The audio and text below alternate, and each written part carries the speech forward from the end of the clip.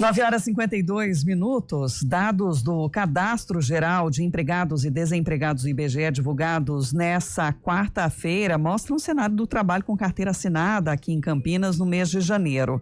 A metrópole iniciou o ano com saldo positivo de 721 contratações. O setor de serviços foi destaque, com 659 registros, seguido da indústria, que gerou 436 contratações. A construção civil é que recuou em janeiro, se a gente fizer o comparativo com janeiro do ano passado. Foram 249 este ano contra 881 em 2024. O comércio seguiu a linha de dispensas em janeiro com 613 desligamentos, um número maior que em janeiro de 2024, quando 470 pessoas foram dispensadas. Ainda na comparação com o ano passado, Campinas, no geral, reduziu o número de contratações. O saldo anterior foi de 1.424. E para nos ajudar a entender esse cenário, com a gente, Eliane Navarro Rosandisky, economista da PUC Campinas. Bom dia, Eliane. Bom dia, Sandra. Sempre um prazer aqui estar conversando com vocês. Bom dia, ouvintes da CBN. Bom dia. Esse dado aqui de Campinas, ele se reflete pensando também na região metropolitana e considerando mesmo os indicadores do estado e nacionais? Então, eu acho que sim. Eu entendo que, assim, olhando os dados da região metropolitana, eu não apurei o todo, mas eu peguei algumas informações que são importantes para que a gente possa entender o município de Campinas. Uhum. Por que eu estou falando isso? Porque nós temos dentro da RMC algumas atividades industriais, né? E a Campinas, o município de Campinas, ele aparece dentro desse conglomerado regional aí como um fornecedor de serviços, né? Serviços mais especializados e tudo mais. Então, essa dinâmica, ela sempre tem que pensar de uma forma integrada. Então, alguns dados da indústria, incluindo aqui no município de Campinas, eles vieram positivos, eles vieram melhores do que do mesmo mês do ano passado. Uhum. Então, isso é um dado que mostra aí uma dinâmica que ainda a gente ainda não consegue prever exatamente o que vai acontecer, dado esse impulso que ainda está acontecendo dentro da atividade industrial. Aí, quando a gente percebe, então, o que mudou, né, do ano passado, realmente foi a construção civil, que estava mais aquecida do que janeiro desse ano.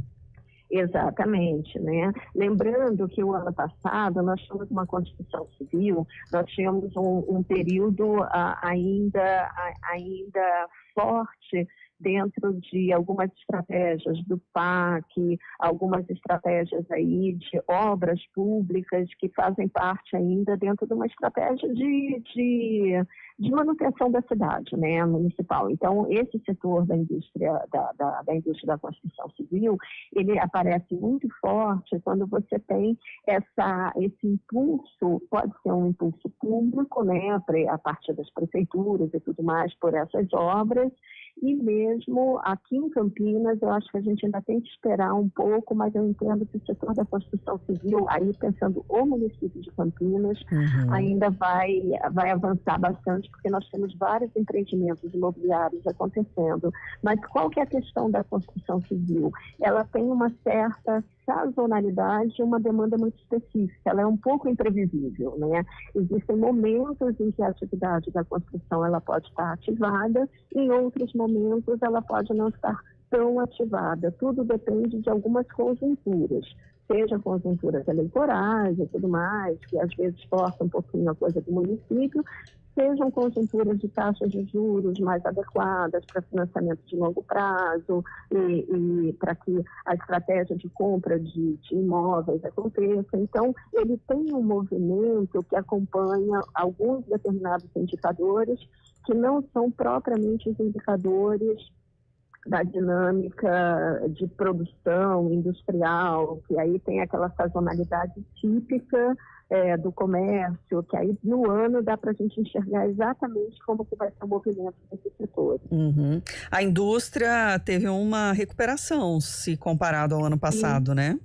Sim, desde o ano passado, e aí eu lembro que até no nosso comentário, no início do ano, a gente falou um pouco sobre isso, né, fazendo um olhar sobre a indústria, embora o emprego tenha diminuído, mas você teve uma dinâmica muito forte das atividades industriais em 2023 ao longo do ano. E isso, do ponto de vista geral, ele é ainda um sinal bastante positivo para a economia. Por quê?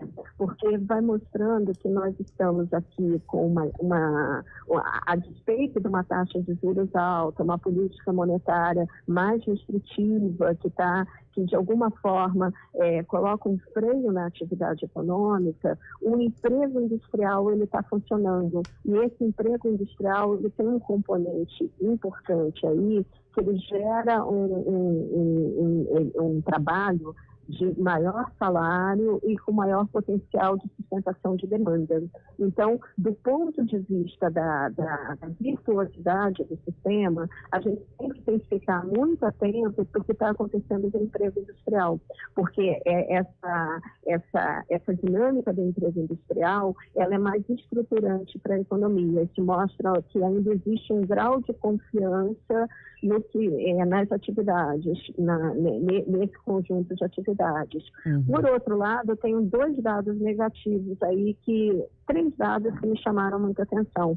Nós tivemos uma queda muito forte no comércio, né? Tivemos uma queda nas atividades de alojamento e alimentação, que são atividades que você tem aí um componente forte na área de serviços, né? Que acaba refletindo também essas expectativas, e tivemos um aumento ainda um pouquinho grande dentro dos segmentos de serviços do que a gente chama de emprego temporário, ou emprego é o que a gente chama de um contrato mais flexível de trabalho.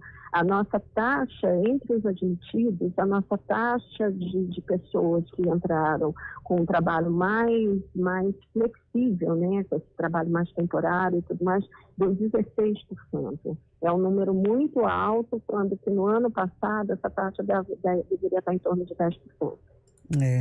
E dá para entender o que pode estar causando isso, Eliane?